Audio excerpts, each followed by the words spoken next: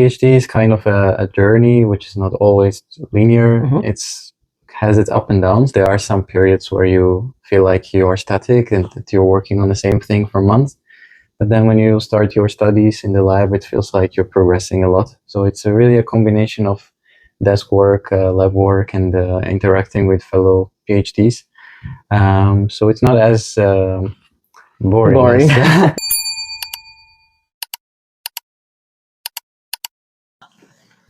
Hello, good morning, good afternoon, good evening to you watching from all faces of the earth. I am Kokwe, your favorite food scientist, and welcome to another series of Let's Talk Food.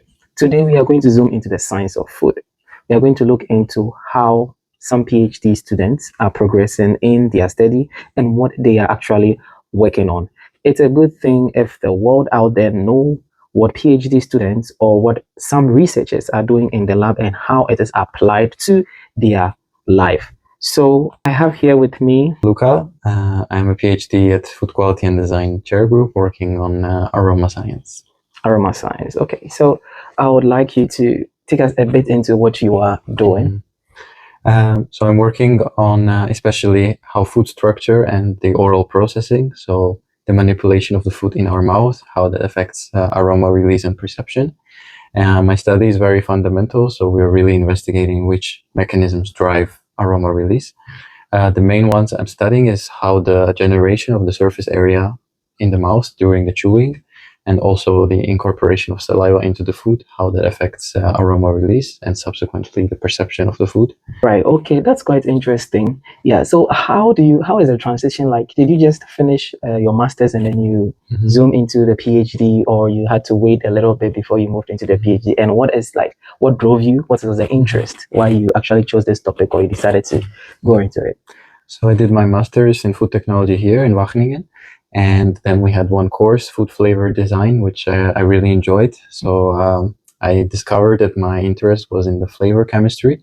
And then I did my master thesis also here in Wageningen, and I really enjoyed the research process, coming up with the knowledge gaps and the research questions and designing experiments. So from that point, I knew I wanted to stay in the research field for now, and I did some networking with my professors, and I eventually found this position. And the good thing is that I started my project from scratch, so this feels really my project that I designed. Oh, okay, that's interesting. It feels more like your project. It's not something that maybe it was just put down and then like they are forcing it onto you. Yeah, exactly. Right, it's quite interesting. Yeah, so so it was through the course that you took, and then it drove your interest into doing the research and stuff. Now, there's this saying that most people usually prefer going into the industry than to be in the lab. Most often being in the lab, just running samples, analysis. And do you think what they say is true, or like there is something more to just working in the lab and all that? Yeah, the PhD is kind of a journey which is not always linear. It's has its up and downs. There are some periods where you feel like you are static and that you're working on the same thing for months.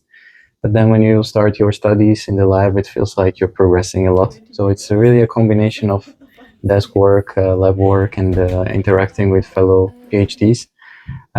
So it's not as boring. As people assume it is. Yeah. Okay. So it's not as boring as people assume it is. Yeah. But then, so how is your office and then work life, like your office and then lab like? Do you really spend much time in the office, or you do the opposite in the lab?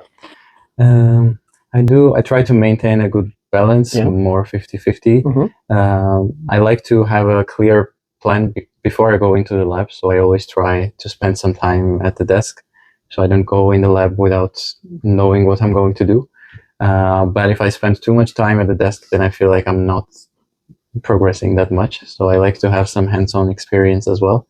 So I try to have more like a 50-50. Yeah, 50-50 kind of a thing. So like so far, how has it been for you? Like how has the journey into the PhD, you maybe your starting point and then the progress, and then like after the PhD, where do you see yourself?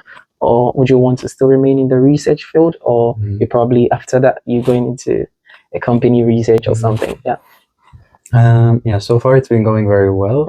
The first part of your PhD is mostly theoretical, but that's because you have to write a detailed proposal for your project. Right.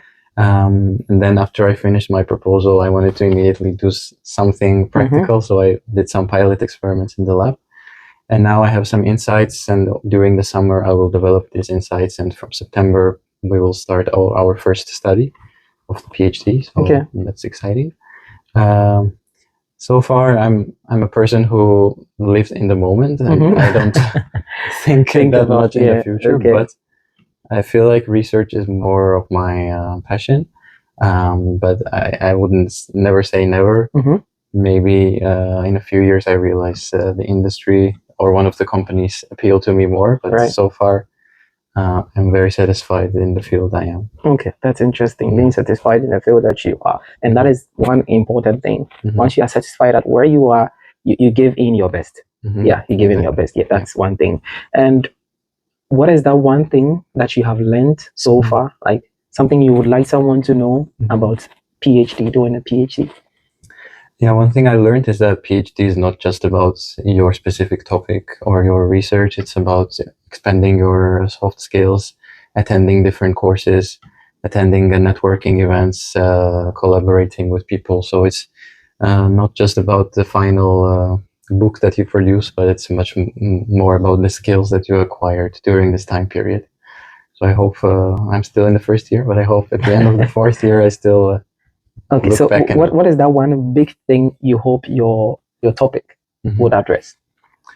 The main kind of societal issue is about the reformulated foods, plant-based food products, because most of the strategies have focused on adding flavorings or replacing some ingredients, but not much focus has been on how the food actually breaks down in our mouth, and that can actually influence how we perceive the aroma. Okay. So I hope to give maybe the industry some recommendations how to design their food products in a way that they break down and they produce the aroma that they desire. Or more like understanding what the humans, what the food actually goes through in their system before they actually observe or they perceive all the different flavors and stuff that they get from food. Okay, that's quite interesting. So I don't know if there's any final words you'd like to tell whoever is watching us today.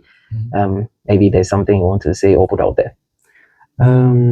I would just say that PhD is a journey of up and downs. So I would be patient and persistent, and I think at the end everything will work out. Ending on a positive note. Okay, at the end everything will work out, and it will end on a positive note.